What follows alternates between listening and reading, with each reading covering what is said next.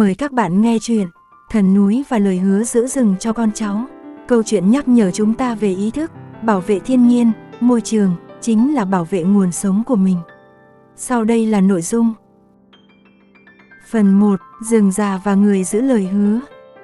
Ngày xưa, rất xưa, khi núi còn biết thở, khi rừng còn nhớ tên từng con người đã bước qua, ở phía đông dãy núi đá xanh, có một khu rừng thiêng chưa từng bị lưỡi rìu nào chạm đến. Người trong làng gọi nơi ấy là rừng mẹ. Họ tin rằng rừng có thần núi ngự trị.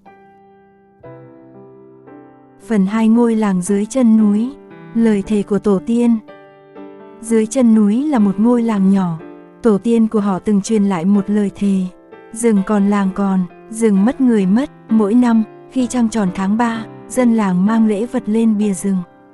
Không cầu vàng bạc, chỉ cầu cho rừng còn xanh, để con cháu còn đường sống. Phần 3. Lòng người đổi thay, cánh rừng bị lãng quên.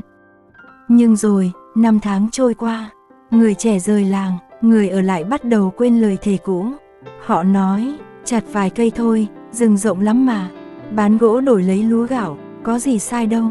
Lưỡi rìu đầu tiên chạm vào thân cây cổ thụ, rừng không kêu, nhưng núi đã nghe thấy.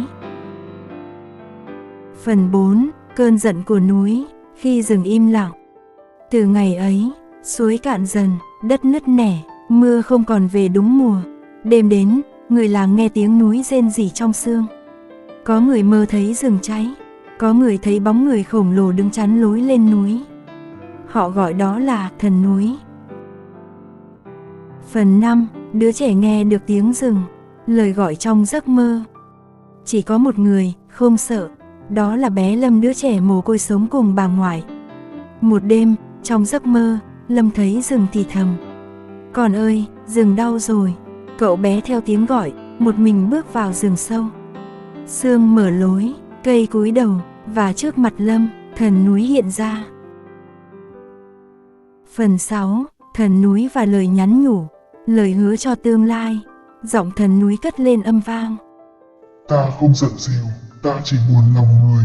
Rừng không chỉ cho các con gỗ, rừng cho nước, cho khí thở, cho đường về của tổ tiên. Nếu hôm nay các con chặt hết, ngày mai con cháu các con sẽ ở đâu?" Thần núi đặt tay lên ngực Lâm, trao cho cậu ký ức của rừng.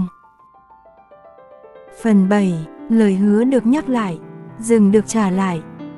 Sáng hôm sau, Lâm kể lại tất cả. Người làng lặng đi, họ chôn rìu, trồng cây, dựng lại miếu rừng, và từ đó, không ai dám chặt cây khi chưa hỏi con cháu mình. Phần 8. Lời hứa vẫn còn. Rừng vẫn đứng đó, núi vẫn im lặng, nhưng nếu bạn lắng nghe thật kỹ, trong tiếng gió qua tán lá, là một lời nhắc nhỏ. Giữ rừng là giữ lời hứa với con cháu mình.